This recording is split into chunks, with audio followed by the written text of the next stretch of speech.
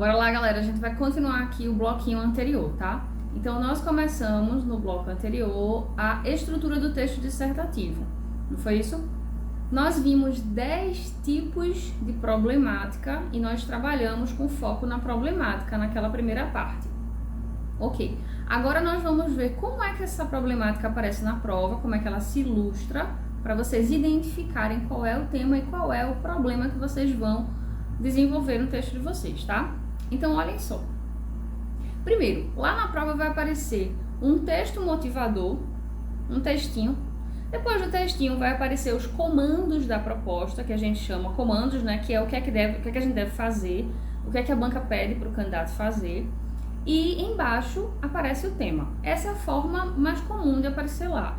Agora, em alguns momentos, né, em alguns certames, aparecem também alguns tópicos embaixo. Então, de acordo, aí os comandos já sinalizam esses tópicos. Então, os comandos dizem assim: de acordo com o tema violência, aborde necessariamente os seguintes aspectos. E aí ele vai e lança, a banca vai e lança 3 aspectos sobre violência. Então, digamos, o tráfico de drogas no Brasil, a desigualdade social, e aí ele vai colocando os tópicos alinhados ali. A gente vai ver isso depois direitinho. Mas isso aí também faz parte da proposta de redação. Então, quando tiver tópicos, a gente vai abordar uma estrutura diferente, que a gente vai ver um pouquinho também mais pra frente. Mas é isso o que vai aparecer na prova de vocês. Um texto motivador, os comandos, o que é para você fazer, né? Embaixo a tira do tema e em algumas provas os tópicos. Só isso, tá? O que significa o texto motivador? O texto motivador é o contexto no qual você deve abordar o tema.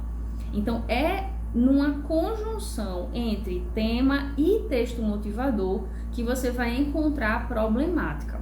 Então, a problemática, como eu já falei no bloco anterior, não é o candidato que cria. Eita, Priscila, deixa eu ver qual é o problema que eu vou encontrar aqui. Não, a banca já lança, você precisa identificar o problema, certo? Você identifica, você não cria. Em nenhuma circunstância o candidato cria. Fiquem cientes disso para vocês não viajarem na hora da prova e procurarem, deixa eu ver qual é a problemática que eu vou trabalhar, porque não funciona assim, tá? Tem que encontrar a problemática lá, a banca sempre dá. Por isso que eu falo para vocês, não tem opinião do candidato, porque a banca já lança um problema com aspecto positivo e negativo, é para você discutir aquilo ali, aquela briga. Certo? Então, olha lá, olha só, tô aqui com os slides, vou estar olhando para cá um pouco, porque eu vou ler para vocês, tá? Então, a gente vai ver aqui um tema que é indefinido, ou seja, a banca não diz qual é o tema, e aí eu peguei essa questão aqui complexa já para vocês saberem que existe essa possibilidade. Então, dependendo do certame, as bancas dão uma complexidade maior, tá? Ao tipo de formulação da proposta. Então, fiquem cientes de que é possível, tá, vir uma proposta sem tema para vocês. Isso pode acontecer, tá certo? Como foi esse caso aqui. Eu vou mostrar para vocês como é que vocês encontram o tema quando não apareceu o tema claro. Que é nesse caso, de uma prova do Sebrasp que a gente vai ver aqui. Então, a prova do Sebrasp de 2017, o tema é indefinido, não tem tópicos e é uma redação tradicional. Quando não tem tópicos, a estrutura da redação é tradicional, aquela que a gente viu no bloco passado. Introdução, na introdução vocês vão colocar a problemática, o D1 vai aprofundar o aspecto positivo da problemática. Vejam só, não é repetição do aspecto, é aprofundamento do aspecto, tá? O que você não disse sobre aquela questão, você vai dizer no D1. E aí a gente vai ver como é que a gente diz isso. No D2, vocês vão aprofundar o contraditório, o aspecto negativo que está depois da conjunção adversativa lá na introdução de vocês. E no parágrafo final, vocês vão concluir fazendo uma retomada da discussão, ou seja, uma dedução daquilo que vocês discutiram em uma linha e meia, mais ou menos, 2 linhas no máximo, e aí vocês vão botar ponto e vão começar a lançar as soluções para o problema. Lembrando que cada prova, cada tema tem um tipo de solução diferente, porque cada solução está relacionada ao aspecto negativo da abordagem do tema, ou seja, ao contraditório, certo? Não adianta a gente tentar criar uma conclusão geral para todos os temas, porque isso não dá certo. As bancas identificam esse tipo de trapaça e aí elas penalizam, tá? Então, bora ver aqui o exemplo. Esse tema que eu peguei do Sebrasp é um tema curto, já pra gente trabalhar aqui no vídeo, para não dar muito trabalho de anotar, porque o espaço aqui é bem pequenininho, né? Então, olha só. O equilíbrio entre os corpos sociais, só veio o texto motivador, tá? O equilíbrio entre os corpos sociais é bastante difícil e exige que não se simplifiquem ou meramente se oponham campos como religiosidade, direitos humanos e diferentes culturas. Frente a tamanha complexidade, se as leis não abarcam todos os casos sem incorrer em injustiça, resta-nos talvez o princípio da equidade. Isso foi o que apareceu lá, esse foi o texto motivador. E aí embaixo aparecem os comandos, olhem só o que foi que o Sebrasp colocou como comandos para o candidato. Com base no texto acima, redija um texto dissertativo argumentativo, defendendo seu ponto de vista. Bora analisar isso aí. A gente já sabe que o nosso ponto de vista não entra, né? Então isso aí é pegadinha de banca, a gente já sabe disso. Beleza? Beleza, já sabemos disso. A gente vai ter que tratar o tema com impessoalidade, afastamento, aquilo que a gente já sabe. Bora identificar o positivo e o negativo. A gente viu isso no encontro passado, né? No nosso bloquinho passado. Então bora identificar o que é positivo aqui e o que é negativo. Se vocês perceberam, esse tema que eu peguei aqui foi um dos problemas que eu falei no bloco anterior. Vocês já notaram qual é?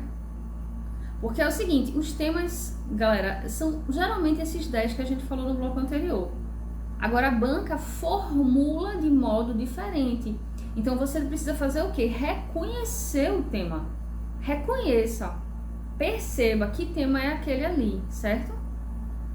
Então aqui, ó, o equilíbrio entre os corpos sociais. Corpos sociais é uma expressão que não está no sentido lato, ou seja, literal. Como é que você sabe disso?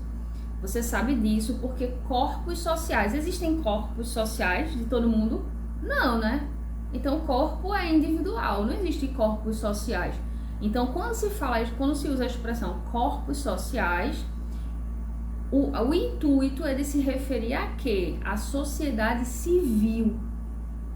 A sociedade, de modo geral, certo?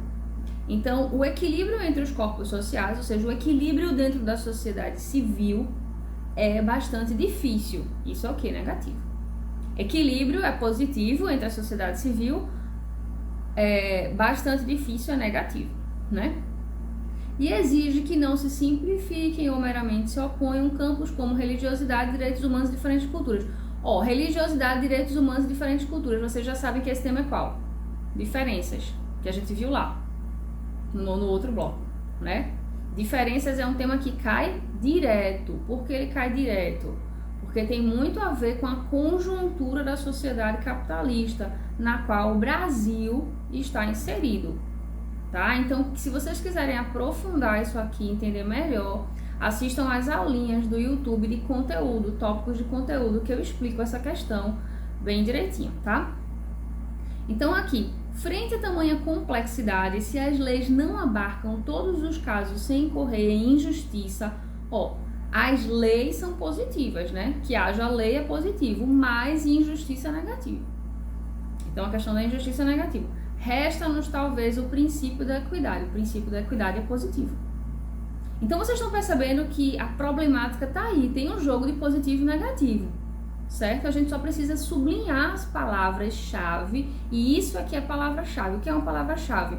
É um substantivo que por trás dele tem uma ideia, certo? Por trás tem uma ideia. Digamos, se eu digo assim, sociedade. Sociedade é uma palavra-chave? Não. Sociedade é um negócio que pode ser qualquer uma, não tem nenhuma especificação em sociedade. Agora, se eu coloco aqui justiça, justiça é uma palavra-chave.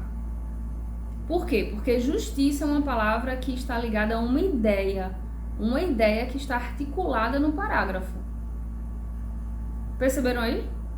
Então, justiça junto com leis. Leis é positivo, justiça é positivo, injustiça é negativo. Vocês estão começando a perceber? Então, há uma relação entre essas palavras. E quais são as outras palavras-chave positivas aqui? Religiosidade é positivo, né? Cada um tem sua religiosidade. Direitos humanos, né? Diferentes culturas, isso tudo é positivo. Então a gente percebeu que o tema é diferenças. Aí a banca citou religião, né? Religiosidade e cultura. São duas diferenças. Existe preconceito com relação à religiosidade. A gente sabe, nós somos um país católico, né? O Brasil é um país católico porque foi colonizado por Portugal, que também é católico. E as demais formas de culto religiosas até hoje são, digamos assim, não são oficiais. Elas já foram liberadas, mas a religião oficial do Brasil ainda é o catolicismo, não é isso? Então, todas as outras formas de religião ainda sofrem preconceito no Brasil. Então, são minoritárias as outras formas, tá? Então, direitos humanos, a Declaração Universal dos Direitos Humanos, né, um acordo internacional que veio para dar, digamos assim, para fazer justiça em relação àquelas pessoas que são marginalizadas, os diferentes. Então, quem é diferente na sociedade? É diferente quem? Quem é mulher. Por quê? Porque a nossa sociedade ela é patriarcalista, os homens é que regem a sociedade culturalmente, né? Então, quem é diferente é mulher, quem é diferente são as pessoas que têm uma classe social menor, né? Que tem uma classe social que está numa situação de vulnerabilidade social. Essas pessoas, né? Classe D, E, sofrem marginalização, porque não tem direito aos recursos básicos, que são constitucionais. Quem mais? Os homossexuais também sofrem com essa marginalização. Por quê? Porque existe uma cultura de que o heterossexual é o padrão, é o correto. Então, religião, gênero, que é a questão da mulher e do homem, né?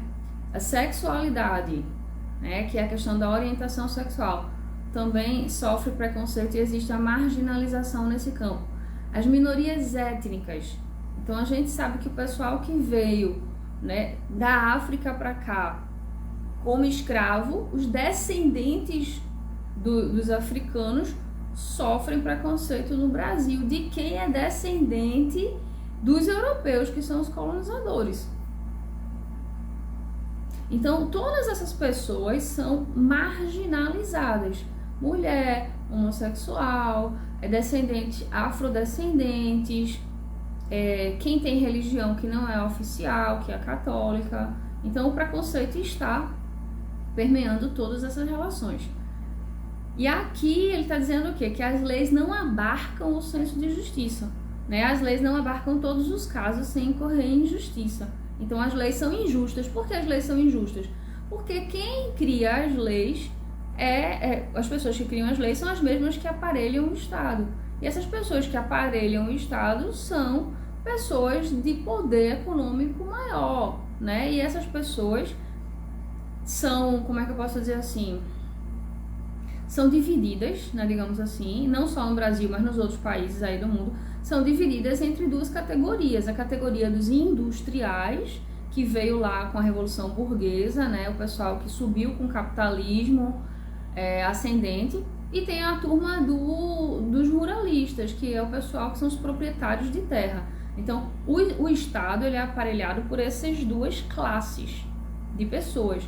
São essas duas classes de pessoas que criam as leis, e criam as leis em benefício próprio. Claro, não só no Brasil, mas em todo o mundo. Isso é uma discussão no mundo inteiro, não é só uma discussão setorizada. Essa não é uma discussão só de Brasil, certo? Então, as leis, muitas vezes, elas estão defasadas, por isso elas precisam ser refeitas.